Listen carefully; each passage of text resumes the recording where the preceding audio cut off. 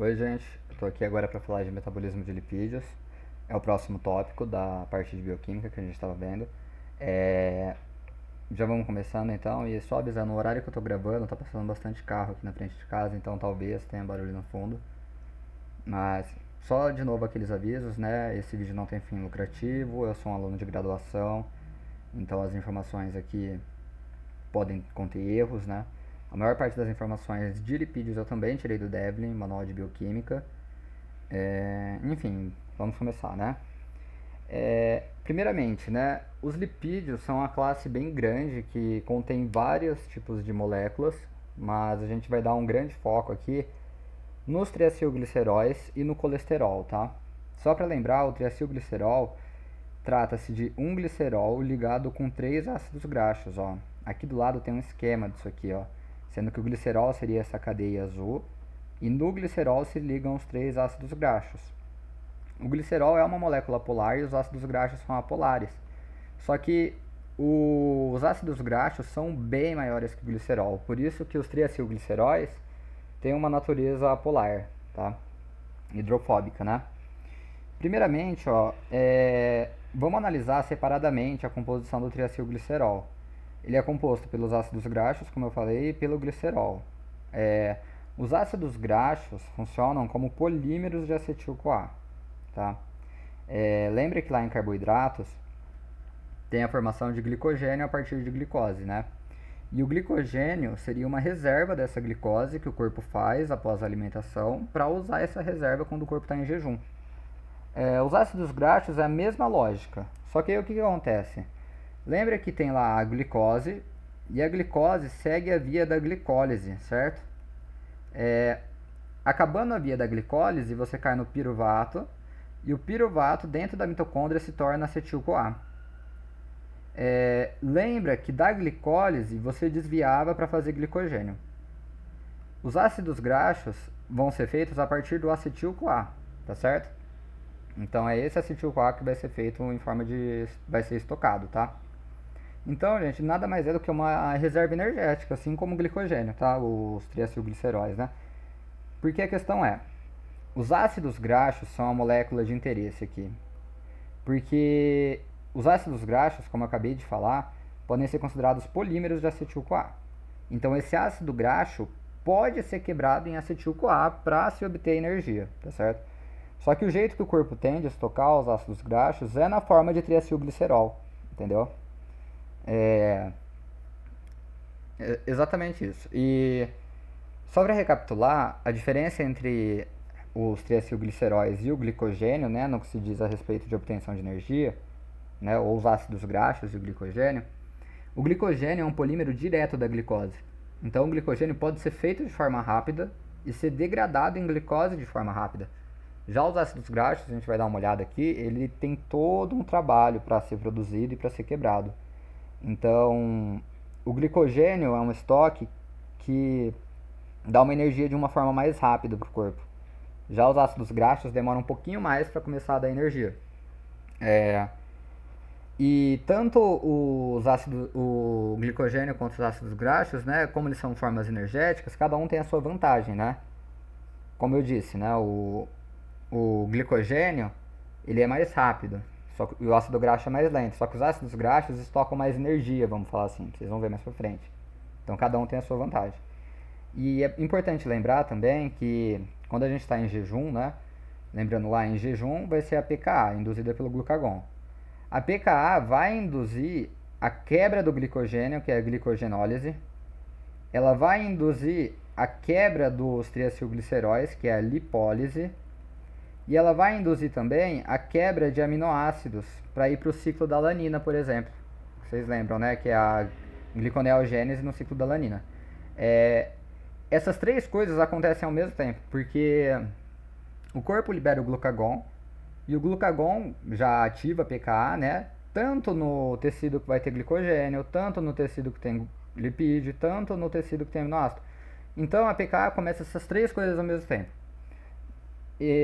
Mas o que acontece, né? O glicogênio é quebrado mais rápido. Então o glicogênio é quebrado primeiro, mas ao mesmo tempo que ele está sendo quebrado lipídio e aminoácido.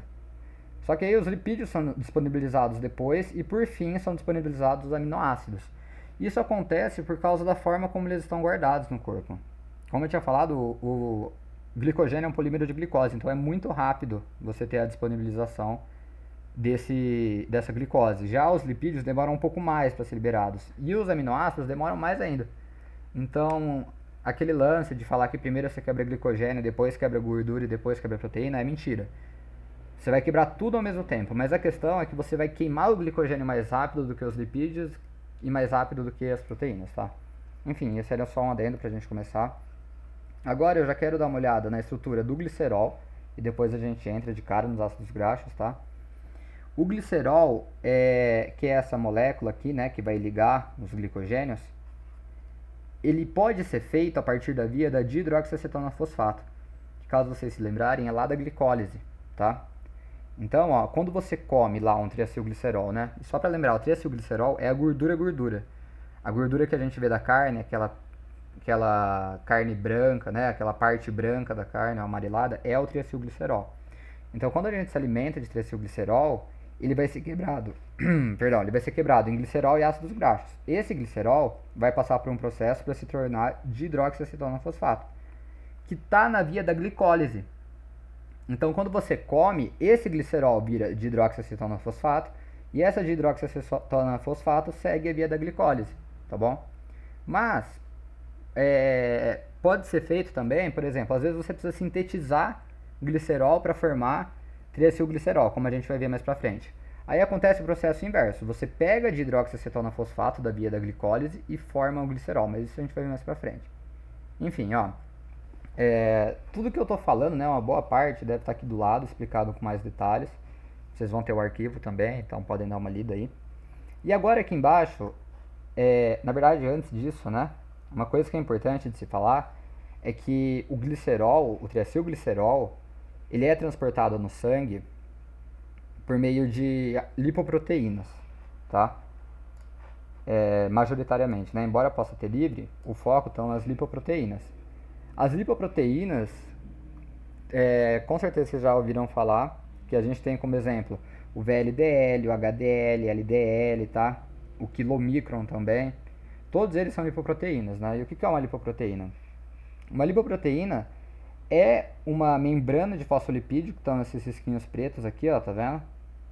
Uma membrana de fosfolipídios e várias apolipoproteínas, que são proteínas específicas que ficam nessa membrana e que vão caracterizar qual é essa lipoproteína. O que eu quero dizer com isso? Quero dizer com isso que assim, a membrana de fosfolipídios, toda a lipoproteína vai ter, o HDL, o LDL, o quilomicron, enfim. Mas as apolipoproteínas diferenciam um do outro. Então o HDL é diferente do LDL, dentre outras razões, né? Por conta da apolipoproteína que eles expressam. E essa apolipoproteína vai definir para onde que o HDL vai, para onde o LDL vai, sabe? Elas interagem com receptores dos tecidos. Então, cada lipoproteína vai ter uma conformação de apolipoproteínas, né? Que são proteínas aí da membrana. E aí, ó, isso aqui já é importante já, tá, pessoal? Ó, por exemplo, os quilomicrons são as lipoproteínas que transportam o triacilglicerol, que eu abreviei como TAG, tá? TAG, né? Do intestino para o resto do corpo. Então, quando a gente se alimenta, os quilomicrons vão levar. Tem uma figura aqui do lado que eu já vou mostrar, tá? Mas só adiantando. Então, os quilomicrons transportam triacilglicerol do intestino para o resto do corpo. O VLDL transporta triacilglicerol do fígado para o corpo. O HDL transporta colesterol dos tecidos periféricos para o fígado. O que seria um tecido periférico, né? O resto do corpo. Todo o corpo pode mandar colesterol para o fígado. E o LDL transporta colesterol do fígado para os tecidos periféricos, que seria um caminho contrário, né? Então, se a gente esquematizasse lá o corpo separado do fígado, né? O LDL vai transportar colesterol do fígado para os tecidos periféricos. Então, ele faz esse sentido. E o HDL faria esse sentido, tá bom?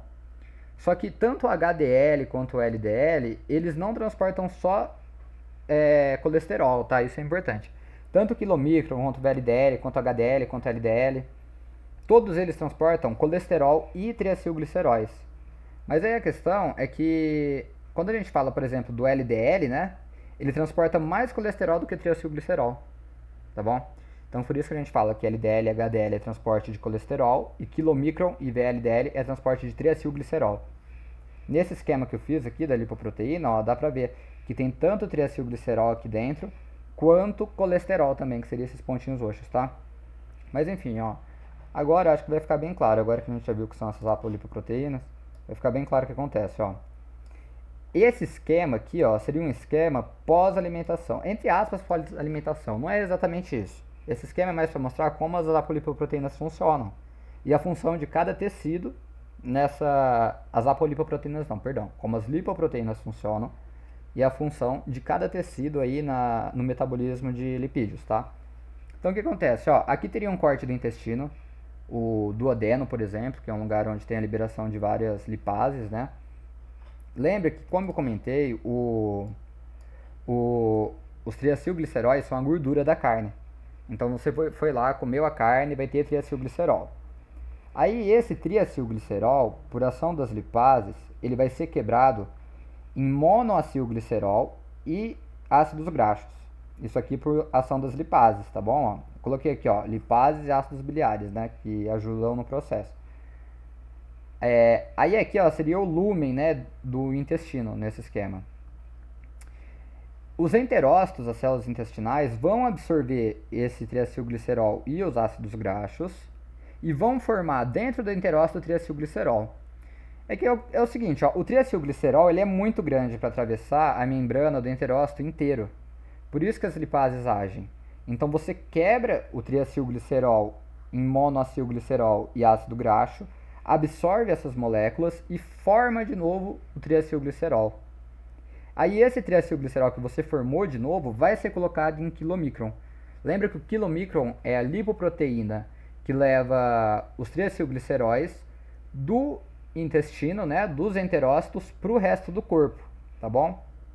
Aqui, ó, tem um esquema de um capilar linfático, um capilar sanguíneo, ó. Eu esquematizei aqui, ó, essas aqui serão as células endoteliais, tá bom? Então o que a gente vê aqui, ó, é o enterócito mandando o quilomicron, ó, para dentro desse capilar, tá bom? É lógico, gente, que o quilomicron é bem pequenininho, ele não é quase do tamanho da célula, tá bom? É uma estrutura muito pequena, né? Mas eu coloquei aqui esquematizando.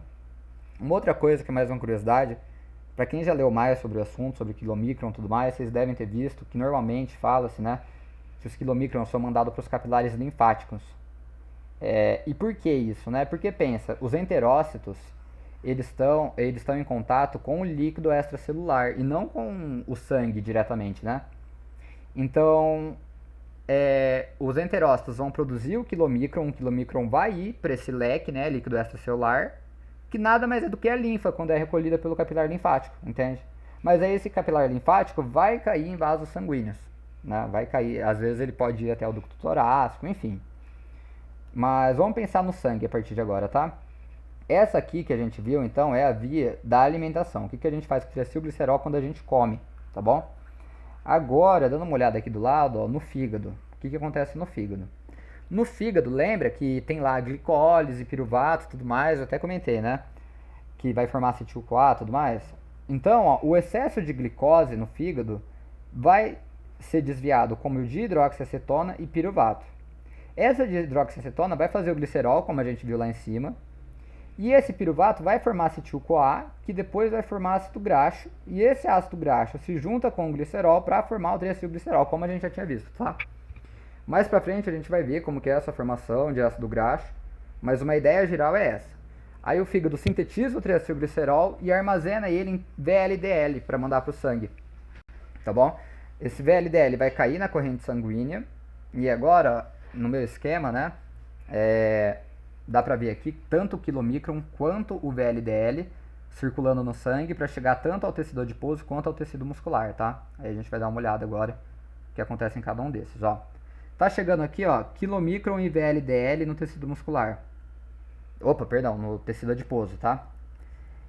Lembra, gente, é bem intuitiva essa parte de lipídio, viu? É bem mais fácil que carboidrato. Pelo menos eu achei, né? E da forma como eu tô falando também, de certa forma. Lembra que o tecido adiposo é onde você vai guardar a gordura. Isso é um senso comum. tá certo? Você vai guardar a gordura na gordura do corpo, tá certo? E aí o que acontece? Ó, eu não falei que o triacilglicerol é muito grande para atravessar a membrana? Por isso que você usa lipase lá no intestino, aqui em cima, ó, lembra? Ó, as lipases quebram o triacilglicerol em monoacilglicerol e ácido graxo, aí ele entra no enterócito e blá blá blá. Vai acontecer a mesma coisa no tecido adiposo. Quem vai fazer esse processo chama lipoproteína lipase, tá bom? Essa lipoproteína lipase no tecido adiposo vai quebrar esse triacilglicerol em monoacilglicerol e ácido graxo. E só para lembrar, né, gente, ó, triacilglicerol é porque tem 3 ácidos graxos. Se tiver um ácido graxo só é monoacilglicerol, viu? Enfim, esse monoacilglicerol e os ácidos graxos dentro do tecido adiposo vão sintetizar triacilglicerol, tá certo? Lembra do que eu falei, você quebra o triacilglicerol para ele entrar na célula. Mas depois disso você faz ele de novo aqui no adiposo, tá? No adipócito. Esse triacilglicerol vai ser feito, ó aqui dentro os triacilgliceróis, ó 5 no caso, né? No meu esquema. Esses triacilgliceróis vão ser feitos e vão ser recobertos por perilipina. Perilipina é uma proteína especial do tecido adiposo que funciona como uma proteção desse triacilglicerol. Porque lembra, né? Qual é a grande função da gordura no nosso corpo, né? A massa gorda. É estocar energia para um outro momento. Você tem que estocar para um outro momento. Então você tem que proteger esse triacilglicerol da degradação dele. E como você protege ele? Pela perilipina. A perilipina evita que a lipase hormônio sensível, ó, que está simbolizada como um retângulo aqui, né? Ó, a lipase hormônio sensível não consegue atacar o triacilglicerol por conta da perilipina, tá? Porque essa lipase hormônio sensível vai quebrar o triacilglicerol em monoacilglicerol, tá? E para liberar para o sangue esses ácidos graxos. A gente vai ver isso mais pra frente. Mas o que você tem que guardar, ó? A perilipina é uma proteína de proteção que vai ficar ao redor das gotas de gordura para proteger os ácidos graxos da lipase hormônio sensível. Lembra que lipase, né, é a enzima que quebra lipídio. Então a perilipina faz essa proteção. Eu coloquei aqui do lado uma coisa pra gente ver, ó, que é o seguinte. Lembra que o glucagon, estado de jejum, então em jejum você vai usar o seu estoque de energia, a gordura, tá certo? O glucagon vai ativar a PKA, lembra, proteína quinase A, que vai fosforilar as substâncias. Então esse glucagon essa PKA, perdão, vai fosforilar a lipase hormônio sensível, o que vai aumentar a atividade dela, e vai fosforilar a perilipina. E quando a PKA fosforila a perilipina se solta da gota de gordura.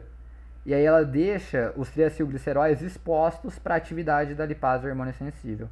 E assim você vai ter a lipólise, tá bom? Você vai quebrar esses triacilgliceróis. Então deu para entender como que o glucagon, que é o estado de jejum, vai atuar para a quebra, né, dos triacilgliceróis, para você poder usar essa energia, né? A insulina é justamente o oposto. Lembra que a insulina vai ativar a fosfoproteína fosfatase, que vai retirar fosfato tanto da lipase hormônio sensível quanto da perilipina. Aí ela vai manter a perilipina estável, protegendo a gota de gordura, e vai diminuir a atividade da lipase hormônio sensível. Então vai diminuir a lipólise, tá bom? Enfim, vamos dar uma olhada agora no tecido muscular, tá? A gente viu o que acontece no tecido adiposo, né? Inclusive em jejum e em estado alimentado. Vamos ver agora o tecido muscular. Ó o quilomicron e o VLDL chegando ao tecido muscular. O tecido muscular também tem a lipoproteína lipase. E lembra, lipoproteína lipase vai quebrar o triacilglicerol em ácido graxo e glicerol, né? Monoacilglicerol. Esses dois, o que vai acontecer? O músculo consegue sintetizar triacilglicerol para uma reserva dele, mas aí ó, tem uma questão. O músculo guarda triacilglicerol como uma reserva própria. Ele não é que nem o tecido adiposo que guarda triacilglicerol para o corpo todo. O músculo guarda mais para ele, é uma reserva local. E pode ser feito também um uso energético desse ácido graxo, tá certo? Que está chegando. Como por exemplo a beta-oxidação, que é um processo que a gente vai ver mais para frente, né? Enfim, tem uma observação aqui também, ó, o glicerol pode ser usado como fonte energética no músculo, Mas o metabolismo de glicerol ocorre de forma mais expressiva no fígado, uma vez que o fígado possui altos níveis de glicerol-quinase. A glicerol-quinase está aqui em cima, ó. A glicerol-quinase é que transforma glicerol em glicerol fosfato, tá certo? Então, principalmente no fígado, esse glicerol consegue ser jogado para glicólise, tá bom? Ou para gliconeogênese, né, que seria produzir novas glicoses, tá? Inclusive, pessoal, mais pra frente eu vou comentar isso. Mas como os triacilgliceróis possuem glicerol e o glicerol pode ir para gliconeogênese, os triacilgliceróis podem produzir açúcar, glicose, né, a partir dele. Mas a gente vai ver um pouco mais sobre isso mais pra frente. Enfim, ó, existe uma questão nos músculos também, que é uma enzima chamada de segunda quinase. Já já a gente vai ver como ela funciona, tá? Só guarda isso aqui por enquanto e mais pra frente a gente vai ver. Enfim, pessoal, a gente viu, né, como que é essa dinâmica no corpo dos lipídios, né? Os enterócitos absorvendo lipídio, o hepatócito produzindo triacilglicerol a partir do excesso de glicose, né? O tecido muscular, que pode usar o triacilglicerol como fonte energética na hora, ou então guardar esse triacilglicerol para mais tarde. E o tecido adiposo, que guarda esse triacilglicerol como forma de energia, como reserva energética, perdão. E aí, em momento de jejum, esse tecido adiposo libera de novo o triacilglicerol. Bem, agora vamos ver como que funciona a síntese de ácidos graxos. E sempre lembra do macro, ó. O glicerol mais os ácidos graxos formam o triacilglicerol. E lembra que eu comentei que a principal molécula energética aí é o ácido graxo, que é um polímero de acetil-CoA. Então agora a gente vai ver como funciona a síntese desse ácido graxo. E aí pensa bem, como o ácido graxo é uma molécula muito energética, que se liga ao glicerol para formar o triacilglicerol, que é uma reserva energética, essa síntese vai acontecer no estado alimentado, tá? Mas também tem uma observação aqui. Na verdade aqui não, perdão. É isso mesmo, vai acontecer no estado alimentado. Então vamos dar uma olhada aqui, ó. O que acontece? Aqui a gente está dando uma olhada no citoplasma da célula. E lembra que, por exemplo, ó, a célula realiza glicose. Lembra que a gente viu o hepatócito lá em cima, excesso de glicose e tudo mais? A gente está dando uma olhada melhor no que acontece agora. Esse excesso de glicose vai formar piruvato. Esse piruvato vai entrar dentro da mitocôndria. E lá dentro da mitocôndria, o piruvato vai formar acetil-CoA e oxaloacetato, através da piruvato desidrogenase e da piruvato carboxilase. Esse acetil-CoA e o oxaloacetato vão se juntar e formar citrato, tá bom? Eu esqueci de colocar aqui o nome da enzima que faz o citrato, tá? Mas se eu não me engano é citrato sintase, tá bom? Depois, no final do vídeo eu vou conferir isso aqui, vou deixar uma interrogação aqui, pessoal. E aí no final do vídeo a gente volta aqui. Mas enfim, ó, esse citrato que foi produzido vai sair de dentro da matriz mitocondrial e vai para o citoplasma, porque a produção de ácidos graxos acontece no citoplasma. Então o citrato de novo vai formar oxaloacetato e acetil-CoA. Mas aí você fala, né, nossa, você está usando acetil-CoA para fazer citrato e depois você pega esse citrato e transforma de novo em acetil-CoA. Isso acontece porque o acetil-CoA não consegue atravessar a membrana mitocondrial. Lembra disso, né? Negócio de lançadeira e tudo mais. Assim como o oxaloacetato não atravessa. Então o oxaloacetato tem que formar malato. E o malato, através da enzima málica, forma piruvato de novo para o piruvato poder voltar aqui e continuar esse ciclo de produção de citrato. Então lembra que essa questão de permeabilidade da membrana faz com que tenham reações alternativas, vamos falar assim, para que você consiga chegar onde você quer. Porque a síntese de ácidos graxos ocorre no citossol. E você precisa de acetil-CoA para fazer isso. Só que você não consegue formar o acetil-CoA no citossol direto. Você tem que fazer o piruvato, e o piruvato dentro da mitocôndria vira acetil-CoA, aí você joga esse acetil-CoA para fora em forma de citrato, porque o citrato atravessa a membrana e o citossol não. O citrato atravessa a membrana e o acetil-CoA não. E aí você forma acetil-CoA fora da membrana, né, fora da mitocôndria, no citossol, para começar o processo de síntese de ácido graxo, que a gente já vai ver. E só para deixar um adendo, né, tem um transportador aqui no meio, tá bom? Um transportador de citrato, que inclusive tem no arquivo de metabolismo de carboidratos. Caso vocês puxarem lá, eu acho que não é tão importante dar uma olhada nisso agora, mas quem tiver curiosidade, lá no ciclo de Krebs, o citrato é desviado em um momento, e você consegue ver que ele atravessa a membrana aqui, enfim. Mas continuando, ó. Esse acetil-CoA que está presente agora no citossol, deixa eu ajeitar aqui.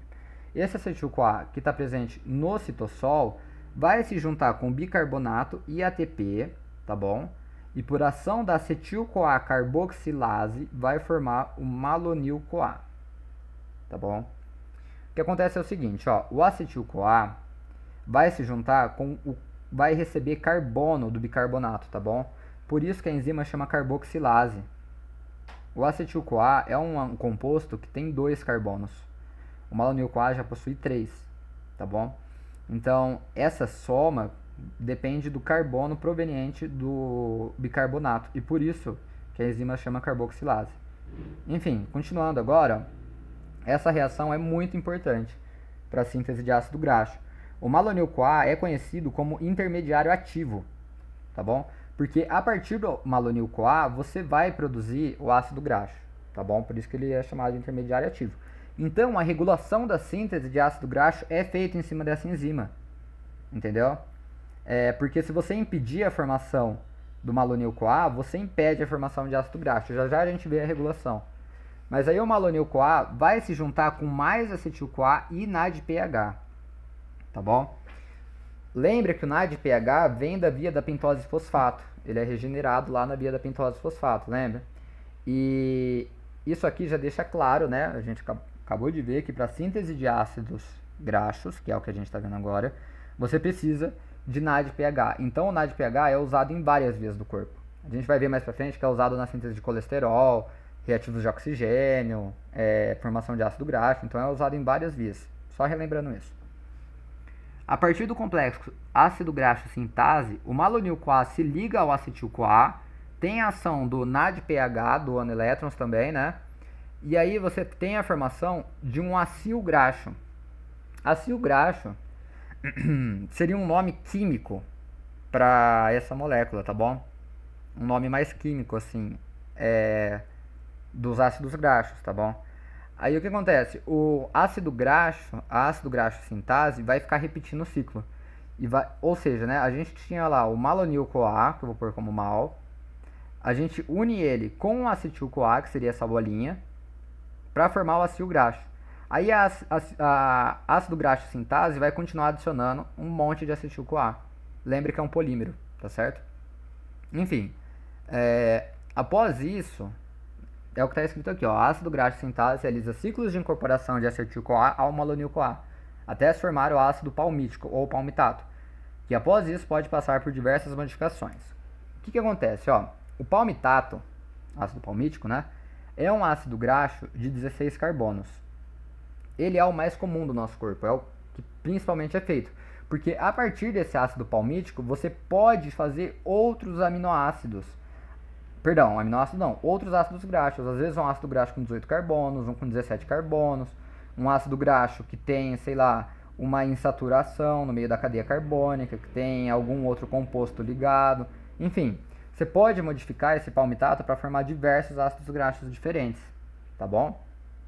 O corpo não faz apenas palmitato, mas é o principal ácido graxo que é feito. Aí esse ácido graxo pode passar por diversas modificações, tá? Então, só para lembrar, ó, triacilglicerol é um glicerol com 3 ácidos graxos. A gente viu como que é a formação de um desses ácidos graxos, tá bom? Então, se a gente fosse pensar na formação do triacilglicerol aqui, a gente vai ver mais para frente, você precisa de um glicerol mais 3 ácidos graxos. Então, você teria que correr esse ciclo aqui várias vezes, né, para formar os 3 ácidos graxos. Enfim, ó. Vamos ver a regulação agora dessa formação de ácido graxo. Como eu disse, a acetil-CoA carboxilase é a principal enzima que vai ser regulada, tá bom? Ela é induzida pelo citrato e pelo isocitrato. Por quê, né? Lembra que o citrato aqui, ó, ele é o precursor de toda essa história. Então, se você tem um alto nível de citrato, você vai induzir essa enzima a fazer malonil-CoA, que vai formar ácido graxo. Além disso, a insulina também induz a ação da acetil-CoA carboxilase. E aí, novamente, gente, é uma questão de lógica muito fácil. A acetil-CoA carboxilase faz o malonil-CoA.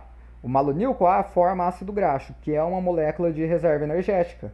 Então você vai acelerar a acetil-CoA carboxilase em estado alimentado, para você guardar essa energia que você acabou de comer. Agora, a acetil-CoA carboxilase, ela é regulada negativamente pela pKa, que é da via do glucagon. Lembra que a gente está direto falando disso, glucagon ativa a pKa. Aí a pKa inibe a acetil-CoA carboxilase. Por que que ela faz isso? Porque você está em um momento, você está em jejum, você vai ter glucagon, você vai ter pKa. Então em jejum você não quer formar ácido graxo. Você não está com energia sobrando para formar. Você vai querer degradar esse ácido graxo. Tá bom? Enfim, degradar, né? Fazer a lipólise desse ácido graxo, né? Lipólise não, perdão, beta-oxidação, que a gente vai ver mais pra frente, que seria quebrar o ácido graxo em energia. Lembra que é sempre antagônico o glucagon e a insulina. E a acetil-CoA de cadeia longa, o que que é isso, né? Aqui no final, não formou ácido graxo? Vai ter também, né, a formação de ácidos graxos de cadeia longa. Esses ácidos, você pode pensar, na verdade, que os próprios ácidos graxos gerados vão impedir a ação da acetil-CoA carboxilase. Seria um feedback negativo aí. E isso acontece. Quando o corpo vê que ele já estocou muito ácido graxo, vai diminuindo a ação da acetil-CoA carboxilase, tá bom? Mas aí fica aqui também mais uma regulação importante que acontece nos músculos, ó. Lembra que a gente falou da segunda quinase? O que que acontece, ó? Lembra que os músculos precisam de ATP para contração muscular. Então você tem lá o ATP. O ATP vai ser quebrado em ADP e AMP no momento de contração. Esse AMP, então, indica que o músculo está em alta atividade, você está usando, contraindo o músculo. Os níveis de AMP altos vão induzir uma enzima que chama segunda quinase nas células musculares. Essa segunda quinase também vai fosforilar a acetil-CoA carboxilase e por isso vai diminuir a atividade dela. Lembra que a pKa é a proteína quinase A, ela fosforila. Então a fosforilação para essa enzima inibe ela. A segunda quinase, fosforilação. A segunda quinase vai fosforilar a acetil-CoA carboxilase para você poder ter uma atividade muscular. Para você não fazer lipídio, não fazer ácido graxo, no caso, né? Retomando, né, ó. O que acontece? O músculo precisa de ATP para contração. Você contrai, então você vai usar o ATP, vai aumentar o nível de AMP. O AMP vai induzir a segunda quinase, que vai diminuir a ação da acetil-CoA carboxilase. Por quê? Porque você está em um momento de contração do músculo, de atividade. Então você precisa quebrar ácido graxo e não fazer, tá bom? Acho que ficou bem claro agora, né? Agora, ó, próxima parte aqui que a gente vai ver é a síntese de triacilgliceróis, tá bom, pessoal? Eu vou falando rápido, só que vocês podem ir voltando o vídeo, enfim. Lembre, então, de novo, ó, triacilglicerol é um glicerol com 3 ácidos graxos. A gente viu como é a formação do ácido graxo. Agora a gente vai ver a formação do triacilglicerol em si. Porque a gente já viu que o glicerol é proveniente de hidroxiacetona. Ele pode ser comido, mas ele pode ser sintetizado a partir da hidroxiacetona, tá bom? Enfim, ó, a síntese de triacilglicerol é realizada principalmente pelo fígado, músculo e tecido adiposo. Lembra que a gente falou isso, né? O fígado produz as lipoproteínas, ou seja, o fígado pega o excesso de glicose, produz VLDL e manda para o corpo. Já os músculos, eles podem produzir triacilglicerol para estoque local. A gente viu, ó, aqui em cima, só estou retomando tudo que a gente falou, ó.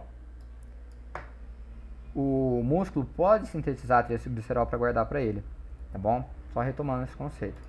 Então, e o adiposo, né, lógico, ele faz triacilglicerol para guardar mesmo. Então, ó, qual é o lance? Você vai precisar do glicerol 3-fosfato, que a gente viu que vem da hidroxiacetona, e do acil graxo-CoA. A grande questão do acil graxo-CoA é que esse ácido graxo com a coenzima A fica ativo para as reações que vão acontecer aqui na frente. Por que que não é só acil graxo, precisa do CoA também? O CoA vai participar mais para frente de liberação de energia, de coisas assim. Então ele é fundamental para essa produção, coenzima A. Não, olha como ela é importante, né? Enfim, gente. Você vai juntar um glicerol e um acil graxo-CoA para formar o ácido lisofosfatídico. Você vai pegar o ácido lisofosfatídico e somar mais um acil graxo-CoA. Então, ó, pensa o seguinte, ó. A gente tem um glicerol 3-fosfato, que é um glicerol com fosfato, e a gente vai adicionar um ácido acil graxo CoA. E aí ele vai ficar preso aqui. Isso é o ácido lisofosfatídico. Esse ácido lisofosfatídico vai ser somado com mais um acil graxo CoA, aqui ó, tá bom? Para formar o ácido fosfatídico.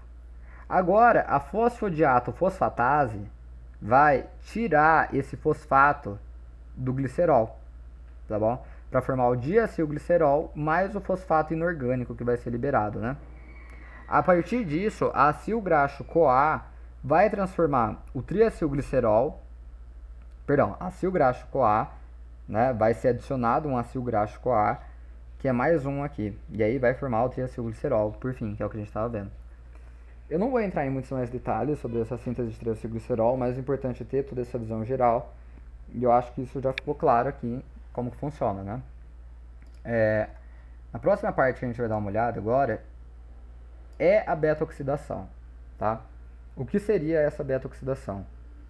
A gente viu, novamente, relembrando tudo, que o triacilglicerol seria a gordura, que é o glicerol com 3 ácidos graxos. Esse glicerol é quebrado o triacilglicerol é quebrado em glicerol mais ácido graxo. O glicerol pode ser levado para glicólise ou para gliconeogênese, tá bom? E o ácido graxo, quando você precisa de energia, você vai realizar um processo que chama beta-oxidação, tá bom? A beta-oxidação é a quebra dos ácidos graxos em acetil-CoA, para você poder usar esse acetil-CoA como uma molécula energética, tá certo? Então vamos dar uma olhada em como funciona essa beta-oxidação. O que está acontecendo aqui, ó, seria o transporte do ácido graxo para dentro da mitocôndria, ó, aqui é a matriz mitocondrial. Então, ó, a membrana externa da mitocôndria, a membrana interna da mitocôndria, o espaço entre as membranas, o citoplasma da célula e a matriz mitocondrial. O ácido graxo precisa entrar dentro da matriz mitocondrial e ele passa por um processo para conseguir adentrar aqui dentro. Ele não atravessa assim direto, ó. Como vocês podem ver, tem todo um processo aqui no meio até chegar. E esse processo é fundamental, porque se o ácido graxo não entra dentro da mitocôndria, você não faz a beta-oxidação, que é quebrar o ácido graxo em acetil-CoA para poder utilizar a energia. Então o que acontece? O ácido graxo no citossol, só para embasar, né? Lembra que isso aqui é para você obter energia. Então isso pode acontecer, por exemplo, no músculo, no momento que você precisa de energia e começa a queimar ácido graxo. Lembra que a gente viu que pode ir para a beta-oxidação? Então, ó, dentro do citoplasma, o ácido graxo vai passar por uma proteína da membrana externa que chama acil-CoA sintase. A acil-CoA sintase transforma o ácido graxo em acil graxo CoA. Olha de novo, ó, você inseriu a coenzima A de novo. Lembra que ela é um composto fundamental para algumas reações que vão acontecer, tá? Então, ó, esse acil graxo CoA, ele vai passar por uma outra proteína de membrana que chama CPT1. Se eu não me engano, é carnitina palmitiol transferase, é alguma coisa assim. Esse CPT1 vai pegar, só para relembrar, ó, o que está acontecendo, né? O que é o acil graxo CoA? O acil graxo CoA é o ácido graxo ligado a uma coenzima A, tá bom? A coenzima A transporta esse ácido graxo. No CPT1, a coenzima A não consegue atravessar a membrana da mitocôndria. Então, no CPT1, o CoA, a coenzima A, vai dar o ácido graxo para outra molécula que chama carnitina, que é outro transportador. A carnitina vai se ligar com esse acil graxo e vai formar a acilcarnitina. Ou seja, né, aqui o CoA está funcionando como se fosse um transportador. Esse transportador passa o acil graxo para outro transportador, que é a carnitina. A carnitina fica dentro do espaço intermembranal e vai transportar esse acil, né, esse ácido graxo, do espaço intermembranal para a matriz mitocondrial. Como que ela vai fazer isso? Agora, esse ácido graxo está ligado à carnitina, que está sendo o transportador dele, né? Essa carnitina vai chegar num complexo que é a translocase com o CPT2, e no CPT2 a carnitina vai devolver, entre aspas, né, o ácido graxo para a coenzima A. Tá bom? Você liga de novo o ácido graxo da coenzima A. Aqui, ó, acil graxo CoA, tá vendo? Então, a carnitina nada mais é do que um transportador de acil graxo do espaço intermembranal para a matriz mitocondrial. Ela pega essa cadeia carbônica do ácido graxo que está com a coenzima A, que estava no citossol, e manda para a matriz mitocondrial, para outra coenzima A. Esse CoASH, ou CoASH, né, como alguns falam, é a coenzima A ligada com enxofre. Então ela fica meio que ligada com outra coisa, e aí ela solta o SH e se liga com o acil graxo de novo. Ou seja, ó, o que a gente estava vendo? O ácido graxo se tornou acil graxo CoA. O acil graxo CoA, o acil graxo, né, vai se ligar com a carnitina para formar a acilcarnitina. E a carnitina vai mandar o ácido graxo, né, a cadeia carbônica do ácido graxo, para o CPT2, que vai ligar essa cadeia carbônica com a outra coenzima A, para formar o acil graxo CoA dentro da matriz mitocondrial. Tá bom? Então, gente, a carnitina é fundamental para o processo de beta-oxidação.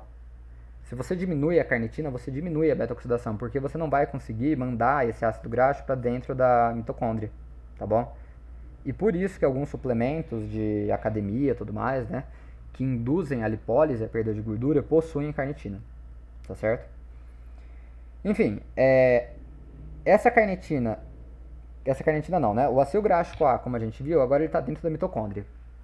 Dentro da mitocôndria, ele vai passar por um processo, dentro da matriz mitocondrial, né, agora sim ele vai passar pela beta-oxidação, que vai acontecer aqui dentro. O que vai acontecer? Ó, o acil graxo CoA vai passar pela acil-CoA desidrogenase e posteriormente vai passar para uma enzima que chama trifuncional, tá bom? Todo esse processo aqui vai formar acil graxo CoA com acetil-CoA, tá bom? É que assim, ó, lembra que o ácido graxo não tem tipo 16 carbonos? Não é uma molécula grandona, né? Quando você faz um ciclo de beta-oxidação, você vai diminuir essa cadeia e vai formar um acetil-CoA.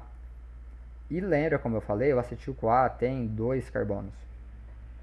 Ou seja, né, se você tinha lá o palmitato, que tem 16 carbonos, quando ele passa por um ciclo de beta-oxidação, essa cadeia do ácido graxo vai ficar com 14 carbonos e vai formar um acetil-CoA, que tem 2 carbonos, a soma dá 16, tá certo? Aí esse ciclo se repete, até esses 16 carbonos aqui serem totalmente quebrados em acetil-CoA. Então um palmitato, por exemplo, ele forma 8 acetil-CoA, porque cada acetil-CoA tem 2 carbonos. Deu para entender? Então, ó, isso aqui é o que está explicado aqui direitinho também. E para deixar claro também, a beta-oxidação não acontece só dentro das mitocôndrias. Pode ocorrer beta-oxidação dentro dos peroxissomos. Só que aí, nesse caso, são ácidos graxos pequenos, não são ácidos graxos grandes, como a gente está vendo aqui, nesse transporte de carnitina e tudo mais, tá? E aí, ó, uma outra coisa que é importante. Como eu falei, né, o acetil-CoA tem 2 carbonos, né? E os ácidos graxos podem ter cadeia par ou cadeia ímpar. O palmitato tem cadeia par, porque ele tem 16 carbonos. Mas existem outros ácidos graxos que podem ter uma cadeia ímpar, como 17 carbonos, por exemplo. Essas moléculas vão ser quebradas em acetil-CoA, que possui 2 carbonos, né? Só que por fim vai formar uma molécula também que chama propionil-CoA. O propionil-CoA é uma molécula que tem 3 carbonos. Porque quando você beta-oxida um ácido graxo de 17 carbonos, você não vai formar acetil-CoA mais CO2, por exemplo, para ficar o número ímpar. Você vai formar acetil-CoA e a cadeia propionil-CoA.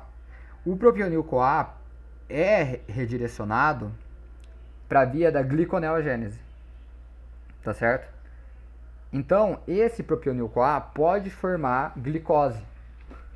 Isso é uma informação muito importante. Os ácidos graxos de cadeia par formam apenas acetil-CoA. E o acetil-CoA não pode formar glicose.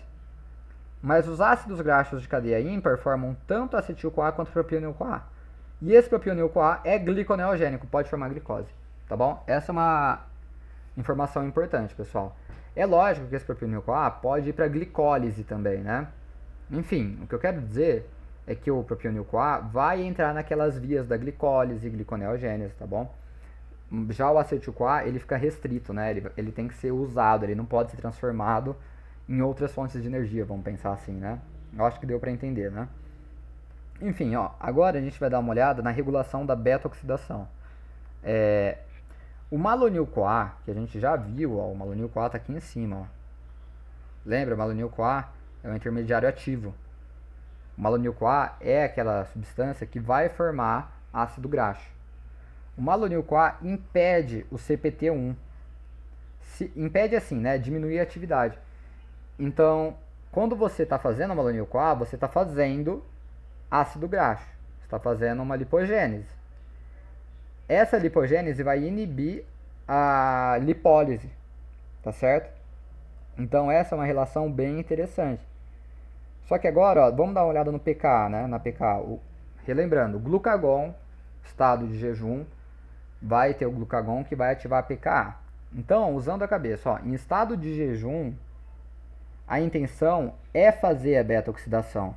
Porque em jejum você precisa de energia. Você faz beta-oxidação, você transforma essa reserva energética, que era o ácido graxo, em acetil-CoA para você poder usar essa energia, tá certo? Então, ó, a pKa vai inibir a glicólise e induzir a gliconeogênese, né, que são opostos. A pKa vai, como a gente já viu, fosforilar a lipase hormônio sensível e a perilipina lá no tecido adiposo. E isso vai causar a liberação de ácido graxo. A gente já viu sobre isso. Então, no estado alimentado, você vai liberar ácido graxo do tecido adiposo para o sangue. Esse ácido graxo no sangue vai cair nas células que vão usar. E vão usar, né, beta-oxidando. E a pKa vai inibir o malonil-CoA, como a gente já viu aqui em cima também. Ó. pKa inibe a acetil-CoA carboxilase e por isso vai diminuir o nível de malonil-CoA. Então, a pKa diminui o nível de malonil-CoA. Com a diminuição do nível de malonil-CoA, você inibe menos a CPT1. Inibindo menos a CPT1, né, aumentando o CPT1, você aumenta a beta-oxidação. Tá certo? Acho que ficou bem claro também. Qualquer coisa vê de novo aí, mas é bem intuitivo. Dá pra pegar. Essa foi a parte da beta-oxidação. Relembrando, a beta-oxidação é o processo que o corpo usa, as células usam, para tirar a energia dos ácidos graxos. Tá bom? E aí entra um problema. Os ácidos graxos, como a gente viu, são cadeias carbônicas grandes. O palmitato tem 16 carbonos, né? Eles não chegam no sistema nervoso central, porque a barreira hematocefálica filtra, vamos falar assim, essas cadeias carbônicas muito grandes. Então, ó, relembrando, a gente está lá em jejum. Jejum vai ativar a pKa por conta do glucagon. A pKa no tecido adiposo vai causar a liberação de ácido graxo. Esse ácido graxo vai correr no sangue para alimentar as células do corpo, tá certo? Porém, esse ácido graxo não consegue chegar no sistema nervoso central por conta da barreira hematocefálica. E aí, né, qual que é a solução? A solução é você pegar o ácido graxo e transformar em uma coisa que você consiga jogar para dentro do sistema nervoso central. Essa coisa são os corpos cetônicos, tá bom? Os corpos cetônicos, então, vão aparecer em um período de jejum maior. Porque lembra que o sistema nervoso central pode usar glicose. Então, o glicogênio, nas primeiras horas de jejum, vai estar nutrindo o sistema nervoso central. Porém, com o tempo, quando esse glicogênio vai acabando, você vai aumentando a produção de corpos cetônicos para nutrir o sistema nervoso central. Então vamos dar uma olhada agora nessa produção de corpos cetônicos, que inclusive é interligada com a produção de colesterol, tá certo? Então a gente vai conseguir dar uma olhada nessas duas vias que estão de certa forma interligadas, que é o nosso último tópico aqui do lado, ó. Colesterol e corpos cetônicos. O que acontece, pessoal? Ó, como eu tinha comentado, o acetil-CoA ele não consegue sair circulando no sangue. Você estoca ele na forma de ácido graxo. Aí o ácido graxo você manda para o sangue, as células fazem a beta-oxidação para transformar o ácido graxo em acetil-CoA. Contudo, o ácido graxo não vai entrar no sistema nervoso central. Então o que vai acontecer? O acetil-CoA vai se juntar a 2 acetil-CoA para formar o acetoacetil-CoA. Esse acetoacetil-CoA vai passar por ação de uma enzima que chama HMG-CoA sintase, que inclusive devia estar grifado de amarelo aqui. E essa HMG-CoA sintase vai pegar mais um acetil-CoA para formar o HMG-CoA. Pensa no HMG-CoA como 3 acetil-CoA juntos, porque nada mais é do que isso, né? São 3 acetil-CoA. Essa HMG-CoA pode ir para a via do colesterol, que é essa roxa, e pode ir para a via da cetogênese, formação de corpos cetônicos, que é essa azul. Vamos dar uma olhada primeiro na cetogênese. Eu escrevi aqui em cima, ó, a formação de corpos cetônicos se dá em jejum e é fundamental para a nutrição do sistema nervoso central, uma vez que os ácidos graxos não atravessam a barreira, como eu tinha falado. O que acontece? Ó, esse HMG-CoA vai passar por ação da HMG-CoA liase, que vai quebrar o HMG-CoA em acetoacetato e acetil-CoA. Tá bom? O acetil-CoA vai ser usado pela célula, né? Mas esse acetoacetato aqui já é o nosso primeiro corpo cetônico, tá bom? Existem 2, o acetoacetato e o beta-hidroxibutirato. A partir do acetoacetato vai ser feito também o beta-hidroxibutirato, tá bom? Isso acontece no rim e no fígado. E essa formação do beta-hidroxibutirato se dá conforme a quantidade de NADH que você tem, tá certo? Agora, ó, fica um pouquinho mais confuso, mas é interessante a gente pensar nessa parte. Tanto o acetoacetato quanto o beta-hidroxibutirato são corpos cetônicos. Podem ser liberados no sangue, pelo fígado e pelos rins, para chegar no sistema nervoso central e alimentar o sistema nervoso central. Aí você pensa, por que 2, né? Primeiro que você não sobrecarrega uma via só, você tem 2 combustíveis ao invés de um só, sabe? Vai que você tem um problema na queima do acetoacetato. Se você tiver o beta-hidroxibutirato, você consegue dar conta. E a formação de beta-hidroxibutirato depende de NADH. Lembra que o NADH é uma molécula que indica um estado energético bem alimentado, porque ele é formado no ciclo de Krebs na glicólise. Então, se as mitocôndrias hepáticas tiverem um alto nível de NADH, mais H+, né, você vai induzir a produção de beta-hidroxibutirato. Se esse nível cai, você fica com um nível maior de acetoacetato. E o acetoacetato, espontaneamente, pode formar acetona. Tá bom? E aí essa acetona pode causar hálito cetônico em diabéticos. Por que isso acontece, né? Não só em diabéticos, uma pessoa sem diabetes em um jejum prolongado vai formar muito acetoacetato. E esse acetoacetato pode causar um hálito cetônico na pessoa. Mas por que tanto se fala sobre o hálito cetônico no diabético? Porque o diabético, mesmo com glicose no sangue, essa glicose, por conta da falta de insulina, não consegue entrar na célula. Então a célula vai estar passando fome, ela vai estar em um estado de jejum, está faltando glicose para ela. Como vai estar faltando glicose para ela, o corpo tenta compensar fazendo os corpos cetônicos.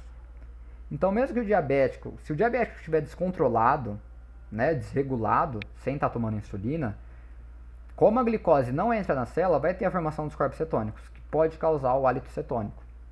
Então, o hálito cetônico pode evidenciar uma pessoa que está muito tempo sem comer, né, em um jejum prolongado, no caso, né, ou um diabético desregulado, tá certo? Enfim, pessoal, ó, tem uma outra observação aqui do lado, ó. HMG-CoA liase, que é a que faz o acetoacetato a partir do HMG-CoA, está presente apenas em mitocôndrias hepáticas e renais. Então, os órgãos que são cetogênicos são o fígado e o rim. Além disso, o HMG-CoA produzido para a síntese de colesterol é feito no citossol, ou seja, a síntese de colesterol, como a gente vai ver, ela envolve o citoplasma e o retículo endoplasmático. Já a cetogênese é tudo na mitocôndria, tá bom? É uma síntese mitocondrial. Enfim, ó, sobre o corpo cetônico era isso, tá? Então tenta guardar a questão do jejum, tudo isso, que serve para nutrição. E agora a gente vai dar uma olhada na via do colesterol. Talvez tenha ficado muito resumido, pessoal, mas por falta, eu tô meio sem tempo, então eu tô tentando agilizar esses vídeos e esses resumos. Quem sabe mais pra frente eu venho aqui e adiciono mais informações. Mas enfim, Essa via roxa, como eu comentei, é a via, né, do colesterol. A HMG-CoA redutase vai transformar a HMG-CoA em mevalonato, que é ácido mevalônico, se eu não me engano. Eu devo ter anotado em algum lugar aqui, ó. Nossa, acho que eu não anotei, mas a gente pode chamar de ácido mevalônico, se eu não me engano. Enfim, esse mevalonato, repare que aqui, ó, logo no começo você já gastou NADPH. A via do colesterol gasta muito NADPH, muito NADPH mesmo, tá bom? Esse mevalonato depois vai passar por uma série de transformações, ó, o mevalonato forma farnesil pirofosfato, aí o farnesil pirofosfato com mais NADPH forma o esqualeno, e aí o esqualeno forma lanosterol por ação da lanosterol ciclase, enfim. O mevalonato, essa reação química do HMG formando o mevalonato, é a reação que leva para a via do colesterol. Então a regulação da síntese de colesterol é feita nessa enzima, tá bom? Como eu estava falando, né, tem um monte de intermediários aqui. O mevalonato se torna farnesil pirofosfato, o farnesil pirofosfato se torna esqualeno, e o esqualeno, por ação de uma enzima chamada lanosterol ciclase, forma o lanosterol. E aí, ó, a lanosterol ciclase com NADPH continua a ciclização do lanosterol até formar o colesterol. Por que ciclização? Porque, ó, a gente não pegou o acetil-CoA, que é uma molécula de 2 carbonos, e formou HMG-CoA com 3 acetil-CoAs, e aí esse HMG-CoA vai se formar o mevalonato, assim por diante. Isso aqui, ó, é uma cadeia linear, esse HMG-CoA. O acetil-CoA, né, tudo mais. Mas o colesterol, ele é uma molécula, eu não vou lembrar exatamente como ela é, mas ela é cheia de anéis, tá certo? Então não é uma molécula linear bonitinha, eu não vou lembrar exatamente como ele é, mas não é uma cadeia carbônica linear, é uma cadeia cíclica. Então essas enzimas aqui do lanosterol ciclase, ela pega a cadeia linear e começa a dobrar ela de um monte de jeito, entendeu? Meu desenho não está sendo fiel, com certeza não está sendo fiel, mas é para dar uma ideia para vocês do que vai acontecendo, sabe? A lanosterol ciclase vai formando todas essas cadeias carbônicas cíclicas do colesterol, entendeu? Porque ele tem que ficar todo dobradinho. E por isso que fala que continua a ciclização até formar o colesterol, que é um composto com vários anéis. O colesterol é excretado do corpo na bile, tanto em forma de ácido biliar, porque o colesterol é matéria-prima para os ácidos biliares, que participam lá da emulsificação, do duodeno e tudo mais. E também tem colesterol puro, vamos falar assim, na bile, tá bom? Que é o que está sendo descrito aqui. Então o colesterol é excretado por meio dos ácidos biliares. Mas tem reabsorção do colesterol também. Porque, por exemplo, você tem lá a bile. O corpo vai liberar essa bile.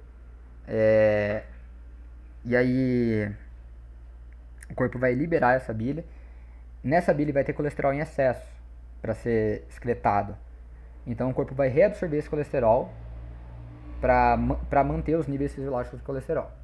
Enfim, agora vamos dar uma olhada na regulação da HMG-CoA redutase, que, como eu falei, é a enzima que leva o HMG-CoA para a via do colesterol, que é uma via específica. Então a regulação vai acontecer nela. Ela é inibida pela pKa. Por quê? Porque você está em jejum, você não quer fazer colesterol. O colesterol não é uma molécula energética. Então a intenção não vai ser fazer colesterol. E ela vai ser induzida pela fosfoproteína fosfatase, tá certo? Então, ó, ela fosforilada pela pKa tem diminuição da atividade. E ela, se você retirar o fosfato com a fosfoproteína fosfatase, você aumenta a atividade dela. Porque com a insulina, a fosfoproteína fosfatase, no estado alimentado, não tem problema se fazer colesterol, sabe? Você tem energia para isso. O próprio colesterol e o mevalonato são agentes que fazem um feedback negativo na HMG-CoA redutase. Mas por que isso, né? De novo é aquela história do feedback negativo. Se você já tem um nível razoavelmente alto de colesterol, de mevalonato, você não vai precisar produzir mais mevalonato para produzir mais colesterol. Então tem um feedback negativo do colesterol e do mevalonato. Como eu indiquei aqui, ó, A produção do colesterol ocorre no fígado, intestino, córtex adrenal e órgãos reprodutivos, né? Porque o colesterol participa da esteroidogênese para fazer testosterona, estradiol e tudo mais. Possui uma fase no citoplasma, que é a formação do HMG-CoA, e possui uma fase do retículo endoplasmático, que é a partir daqui, tá bom? Que é a transformação do HMG-CoA em colesterol. Tem um gasto de ATP e tem um gasto de altas quantidades de NADPH. Gasta bastante NADPH para a produção de colesterol. Por fim, existe uma enzima não, né? Existe uma, eu acho que a gente pode chamar de classe farmacológica, não sei o termo exato, mas uma classe de remédios, que são as estatinas. As estatinas são inibidores da HMG-CoA redutase, tá bom? Elas são usadas em pessoas com hiperlipidemia, pessoas com alto nível de colesterol no sangue. Por quê? Porque a estatina vai impedir a produção de mais colesterol, né? Como ela impede a HMG-CoA redutase, ela impede a produção do mevalonato, que vai impedir a produção do colesterol, tá certo? Então as estatinas funcionam aí em impedir essa produção excessiva de colesterol. E aí, ó, gente, mais um, entre aspas, extra, assim, né? Como eu tinha colocado lá em cima, ó, deixa eu apagar isso aqui que eu tinha colocado. Como eu tinha colocado lá em cima, o transportador do colesterol é o LDL. Ele transporta o colesterol do fígado para os tecidos periféricos, tá bom? Um alto nível de colesterol pode causar, assim, de certa forma, né? A gente vai ver isso muito melhor futuramente, mas fazendo um certo raciocínio, vai causar um aumento do LDL. Esse LDL pode causar aterosclerose, tá bom? E essa aterosclerose, esse quadro clínico, que seria você acumular lá, pensa num vaso sanguíneo aqui, você começa a acumular LDL, estou falando de um jeito bem simplificado, pessoal, você começa a acumular LDL, e esse LDL começa a causar problema nesse endotélio. E esse problema pode vir a causar um trombo, tá bom? Então essa aterosclerose pode causar trombos que podem causar um infarto, né? Esse trombo pode se soltar e entupir alguma coisa no coração. Por isso que as estatinas são muito importantes. Porque com a estatina você vai diminuir a HMG-CoA redutase, tá bom? Você diminuindo a HMG-CoA redutase, você diminui o mevalonato e vai diminuir o colesterol. E aí você vai diminuir o LDL e aí você diminui esse risco de aterosclerose, trombo e tudo mais, tá bom, pessoal? Por isso que as estatinas são muito importantes. A gente vai ver isso bem melhor mais pra frente, mas já fica já um adendo, né, sobre as estatinas. Deixa eu ver se tem mais alguma coisa. Eu acho que era mais isso no vídeo de hoje. Eu vou resolver agora aquele ponto de interrogação que eu deixei ali, né? Na verdade tem uma outra coisa também que eu preciso recapitular, pessoal. Eu não quero pausar o vídeo e depois... Na verdade, eu não configurei direito o aplicativo de gravação para eu poder pausar ele e eu não tô querendo editar para juntar dois vídeos. Então me dê um minuto só que eu tô pegando uma anotação aqui e a gente já continua, tá bom? Mas é só uma observação final de tudo. Eu queria ter dito também, pessoal, que durante o jejum, isso é importante também, durante o jejum você tem a síntese de ácidos graxos, tá bom? Isso pode parecer meio contraintuitivo, né, quando a gente olha. Ácidos graxos não, perdão. Durante o jejum você pode ter a síntese de triacilglicerol. Isso parece meio contraintuitivo, porque você está em jejum, você quer queimar suas reservas energéticas e não fazer mais, né? Você não tem energia sobrando. Mas por que isso acontece? Porque durante o jejum os adipócitos liberam uma quantidade muito grande de triacilglicerol para o sangue, tá bom? E aí depois tem uma recaptação dos ácidos graxos para formar triacilglicerol de novo. Então, por exemplo, ó, você tem lá o tecido adiposo, ele vai jogar um monte de ácido graxo e de glicerol para o sangue, mais do que precisa, tá bom? Aí você vai usar o que você está precisando de energia lá, o que sobrar você faz uma ressíntese para você guardar de novo o triacilglicerol. Então, mesmo em jejum, tem a formação de triacilglicerol, tá certo? Isso é uma coisa importante para não ter um desperdício de energia. Então o corpo libera um monte de uma vez e depois ele vai lá e recicla, tudo bem? Por fim, eu só vou conferir agora, pessoal, o nome da enzima que mexe com o citrato ali que eu tinha comentado. E como eu disse, eu não quero pausar o vídeo, então eu só estou achando aqui a página exatamente.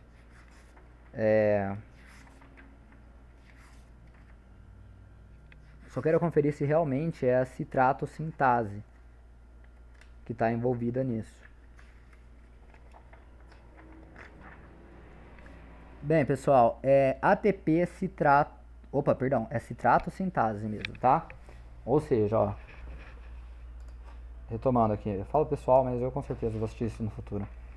A enzima que está envolvida aqui em transformar acetil-CoA e oxalacetato em citrato é a citrato sintase, tá bom? Aí do lado de fora, que quebra o citrato em oxalacetato e acetil-CoA, é a citrato liase. Enfim, pessoal, era isso sobre lipídio. E eu vou ver se eu consigo fazer o quanto antes o de nucleotídeo. É isso, pessoal.